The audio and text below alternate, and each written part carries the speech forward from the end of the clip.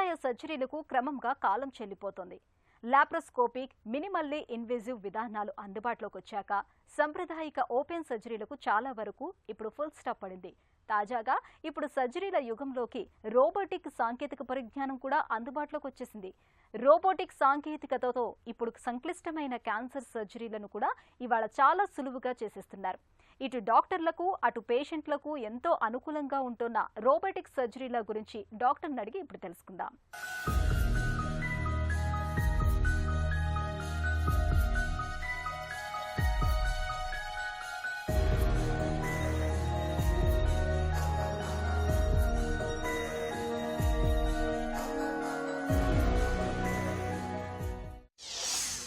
Robotic surgery అంటే ఏంటి? దీంతో ఉన్న ప్రయోజనాలేంటి?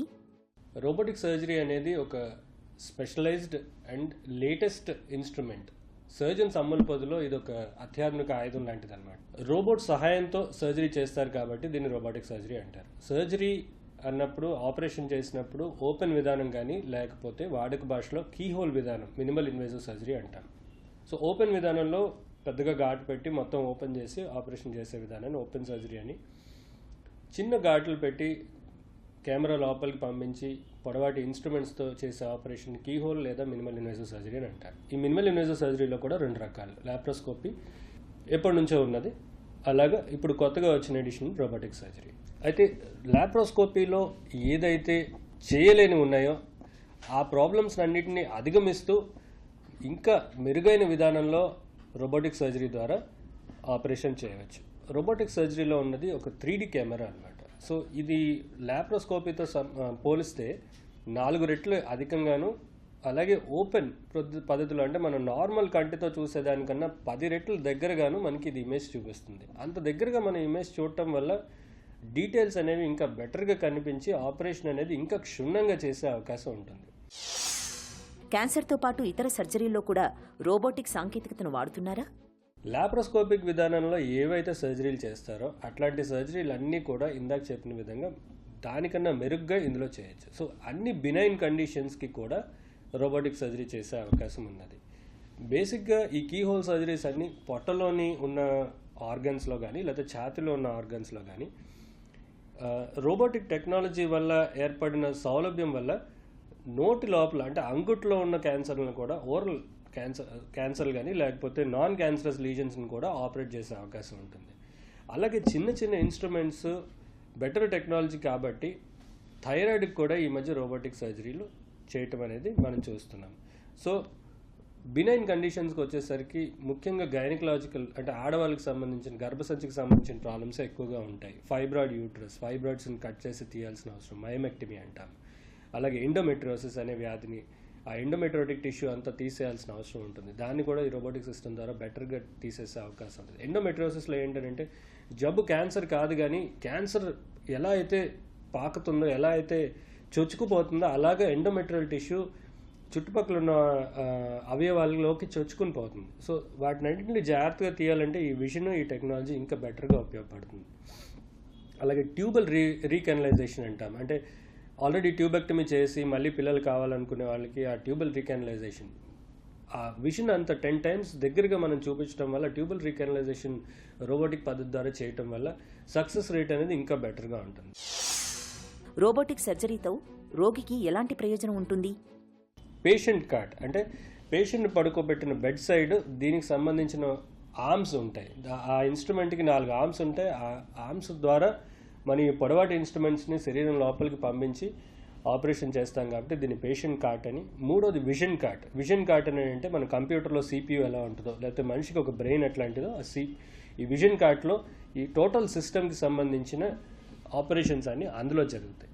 సో సర్జన్ కన్సోల్లో కూర్చుని మనం ఏదైతే విజన్లో చూస్తూ ఏదైతే సర్జన్ మూమెంట్ చేస్తాడో అదే మూమెంట్ ఇంకా బెటర్గా పొట్ట లోపల రెప్లికేట్ అయ్యే విధంగా ఈ సిస్టమ్ ఉంటుందన్నమాట. రోబోట్ అనగానే అది ఎలా చేస్తుందో ఏంటో అనే సేఫ్టీ కన్సర్న్స్ చాలా మందిలో ఉంటాయి. ఈ రోబోటిక్ సర్జికల్ సిస్టమ్స్లో safety is the top most priority అనమాట. అన్నిటికన్నా సేఫెస్ట్ సిస్టమ్. సర్జన్ ఆ కన్సోల్లోంచి తలకాయ ఏమాత్రం బయటకు తీసి అటు ఇటు చూసినా లోపల ఇన్స్ట్రుమెంట్ కదిలే అవకాశం ఉండదు. సో మామూలుగా ల్యాప్రోస్కోపీలో చేసినప్పుడు ఏంటంటే ఇన్స్ట్రుమెంట్స్ మనమే డైరెక్ట్గా పట్టుకుని చేత్తో మ్యానిపులేట్ చేస్తాం. అట్లాంటప్పుడు ఏమాత్రం ఇంపార్టెంట్ అంటే రక్తనాళాల దగ్గర కానీ ఎక్కడైనా నరాల దగ్గర కానీ కొంచెం ఏమాత్రం వణుకు వచ్చినా, జర్క్ లాంటిది ఏమైనా వచ్చినా దానికి తగిలి ఇంజ్యూర్ అయ్యి బ్లీడింగ్ అయ్యే అవకాశం కానీ లేకపోతే నరాలు దెబ్బతినే అవకాశం కానీ ఉంటాయి.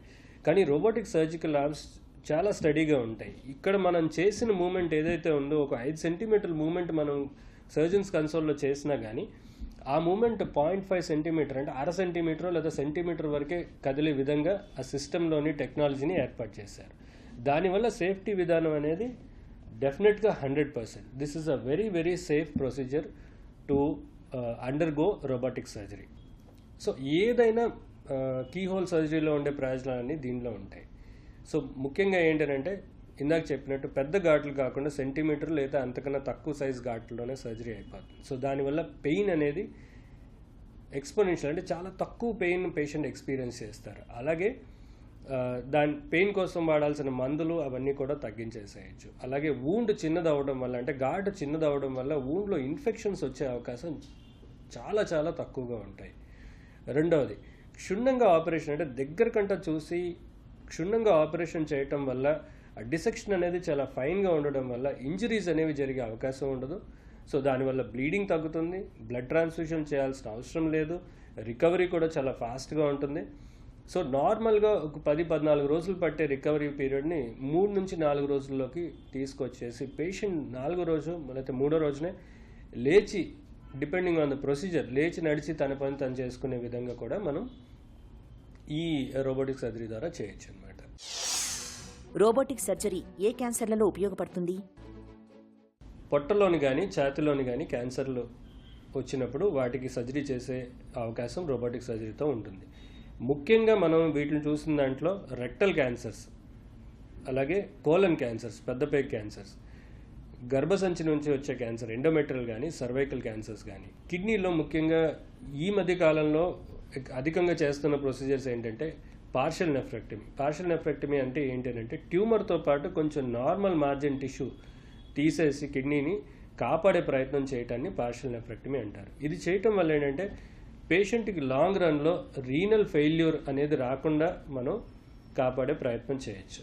అలాగే ప్రాస్టేట్ క్యాన్సర్లో ఏంటంటే నీరుడికి కంట్రోల్, యూరిన్ కంట్రోల్ కానీ లేకపోతే సెక్షువల్ యాక్టివిటీకి కానీ సంబంధించిన నరాలు ప్రాస్టేట్కి ఆనుకుని వెళ్తూ ఉంటాయి. సో ఈ ప్రాస్టేట్ని మనం ఆపరేషన్ చేసి తీసేసేటప్పుడు ఆ నరాలకి ఏమాత్రం డ్యామేజ్ జరిగినా యూరిన్ కంట్రోల్ లేకపోవటం, స్తంభన అనేది లేకపోవటం ఇట్లాంటివన్నీ జరుగుతూ ఉంటాయి. సో వాటిని ఈ ఫైన్ డిసెక్షన్ ద్వారా మనం అవి అవాయిడ్ చేసి త్వరగా ఆ కంటినెన్స్ అనేది పేషెంట్కి త్వరగా వచ్చే విధంగా మనం ఆపరేషన్ చేయొచ్చు. సంక్లిష్టమైన క్యాన్సర్ సర్జరీలో రోబోటిక్ సాంకేతిక పరిజ్ఞానం ఎంత ఉపయుక్తంగా ఉంటుందో, రోబోటిక్ సర్జరీలతో డాక్టర్లకు పేషెంట్లకు ఉన్న అనుకూలతలు ఏమిటో తెలుసుకున్నాం కదా. ఒక చిన్న చిట్కా మీకోసం. చలికాలంలో గొంతు బొంగురు సమస్యగా మారినప్పుడు వేడివేడి టీలోకి కొద్దిగా తేనెను కలుపుకొని తాగండి. తేనెలో ఉండే సహజ సిద్ధమైన యాంటీవైరల్ గుణాలు గొంతు బొంగురకు కారణమైన వైరస్లను నాశనం చేస్తాయి. గొంతు బొంగురు ఇట్టే తగ్గిపోతుంది.